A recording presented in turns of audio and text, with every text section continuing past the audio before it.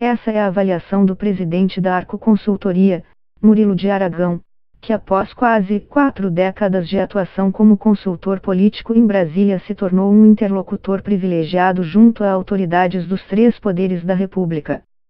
Evitando fazer previsões sobre as manifestações convocadas por apoiadores do presidente para o domingo, mobilização que ganhou forte caráter de crítica ao Congresso, ele ressalta que a opção de Bolsonaro de não formar uma coalizão com diferentes partidos deu mais independência ao parlamento. Pelo que eu converso com parlamentares, e eu conversei com o Rodrigo Maia, presidente da Câmara, várias vezes nos últimos tempos, não vejo a menor disposição do Congresso de emparedar o governo, ressalta Aragão, que desde 2017 preside também o Conselho de Comunicação Social do Congresso. E os militares vão apoiar o Bolsonaro até o final porque são disciplinados, leais e hierarquizados. Eles podem não estar gostando, mas imaginar que eles conspirariam contra Bolsonaro, jamais, reforça. A interlocução com empresários e investidores americanos levou Aragão a ser cotado para cargo de embaixador brasileiro nos Estados Unidos, país onde há quase 3 décadas atua como palestrante. Aragão confirma ter a simpatia de setores da equipe econômica e da ala militar do governo para assumir o posto. O chanceler Ernesto Araújo, porém, tenta emplacar Nestor Forster, diplomata que o apresentou para o escritor Olavo de Carvalho, segundo a imprensa brasileira. A disputa levou Aragão a também ser alvo de ataques do grupo dos chamados olavistas. Em março, Carvalho chamou o consultor de petista e homem de Lula por sua atuação no Conselho Nacional de Desenvolvimento Econômico e Social, o Conselhum, que periodicamente reunia representantes de diversos segmentos da sociedade para discutir temas conjunturais no Palácio do Planalto. Murilo de Aragão: temos que ter cautela nesse momento para analisar qualquer desdobramento dessa questão. Em primeiro lugar, o Bolsonaro está sendo coerente com o discurso político que o elegeu, de nova política. Isso não surpreende. O segundo ponto é que esse discurso obviamente tem consequência, ele gera uma autonomia maior por parte do Congresso Nacional. É um processo que vem ocorrendo desde quando a Dilma Rousseff assumiu, como presidente, em 2011, e tinha dificuldades de estabelecer um relacionamento político com o Congresso, o que gerou uma autonomia do Legislativo. Na hora que o governo, Bolsonaro, propõe um novo tipo de relacionamento, mas esse relacionamento não está ainda muito claro, o Congresso se sente liberado para exercer suas competências. E o Congresso é tão legítimo quanto o presidente porque o Congresso também foi eleito, também é governo. Na verdade, o que a gente tem não é uma crise de relacionamento, mas uma afirmação institucional do Congresso frente a um novo modelo de política que ainda não está claro. Aragão: essa narrativa eu não concordo inteiramente. Tanto que ele falou, se o Congresso tem uma proposta de reforma da Previdência melhor, que coloque em votação. O discurso central do Bolsonaro é contra o toma lá da cá que existiu nos governos anteriores, na concepção dele, mas não contra a autonomia do Congresso. Agora, como ele adota uma narrativa mais agressiva, isso gera uma reação porque o Brasil funciona com o software do consenso, não com o software do confronto. Essa narrativa que existiu na campanha eleitoral e ainda contamina a atitude do governo no seu início gera desconforto, ela gera mais calor do que luz, isso cria esse ambiente de confusão institucional. Pelo que eu converso com parlamentares, e eu conversei com o Rodrigo Maia, presidente da Câmara, várias vezes nos últimos tempos, não vejo a menor disposição do Congresso de emparedar o governo. O Congresso não quer emparedar o governo, mas quer exercer sua autonomia e as suas prerrogativas de dar opiniões sobre as questões, porque, do contrário, não precisava do Congresso. Com relação à Previdência, o Congresso está totalmente comprometido em aprovar uma reforma consistente, isso deve acontecer até o final do ano nas duas casas, Câmara e Senado. Aragão: eu não sei se a palavra certa é distender, mas tenho certeza que o Congresso passará a ter algumas prerrogativas, algumas atitudes de maior independência com relação ao governo. Acho que isso não tem volta.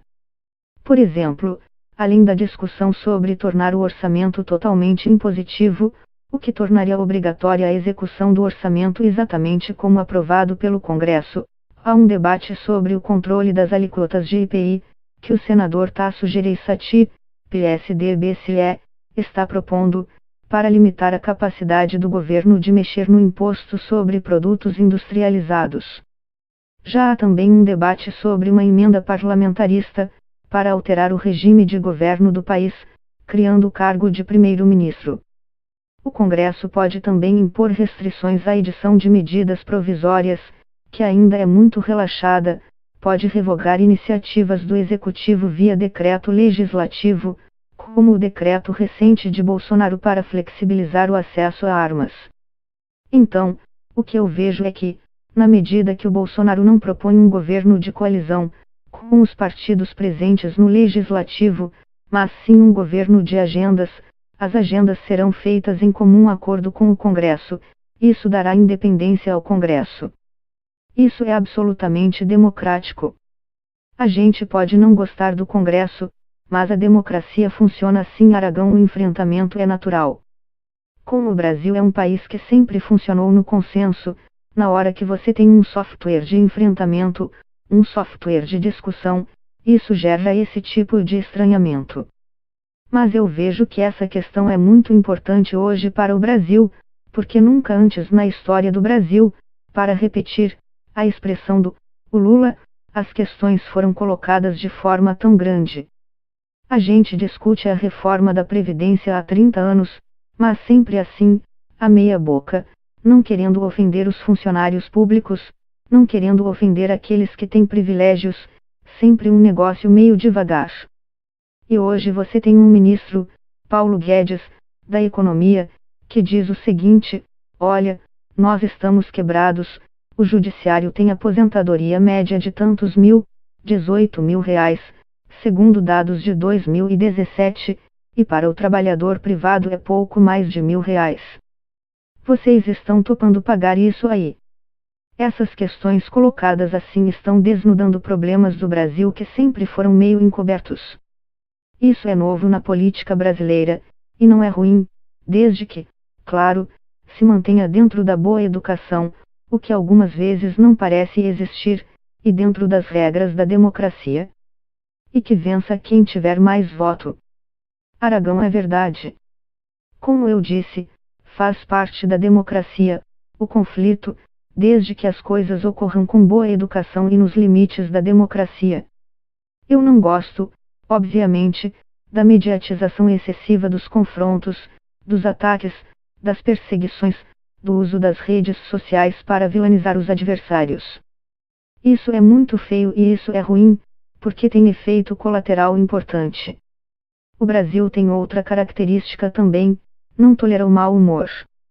O governo Dilma tinha uma imensa carga de mau humor, isso contaminou o país, tanto que as manifestações eram robustas. Contra o Temer, que teve problemas até mais graves que a Dilma, nunca conseguiram levar às ruas uma multidão porque ele não contaminou o país com mau humor. Ele era um cara elegante, cordato. Essa lição o governo tem que aprender, tem que defender suas posições, mas não pode lançar mão da irritação, da agressividade, porque isso pode trabalhar contra ele. Aragão, não, eu acho essa hipótese lunática. Jamais os militares iriam conspirar contra um presidente eleito. Por mais que setores deles tenham ficado insatisfeitos com ataques que os militares receberam do governo, eles são absolutamente hierárquicos, e o presidente da República é o comandante em chefe das Forças Armadas. Outro ponto é que uma derrubada não nasce de um dia para o outro. Se você fizer uma analogia com o que ocorreu em 1964, golpe militar que derrubou o presidente João Goulart, 64 é resultado de um caminhão de eventos que ocorrem desde os anos 20, que passa pela Revolução de 30, que levou Getúlio Vargas à presidência, que passa pela intentona comunista, tentativa de derrubar Vargas, que passa pela redemocratização em 1945, pelo suicídio de Getúlio, em 1954, pela eleição de Jânio Quadros, em 1960, a vinda do João Goulart, vice-presidente que assume o comando do país em 1961 com a renúncia de Quadros, o tumulto que foi o governo Goulart, sobretudo econômico. Tudo isso gerou 1964, não tem nada a ver com a situação que existe hoje. E os militares vão apoiar o Bolsonaro até o final porque são disciplinados, leais e hierarquizados. Eles podem não estar gostando, mas, imaginar, que eles conspirariam, contra Bolsonaro, jamais.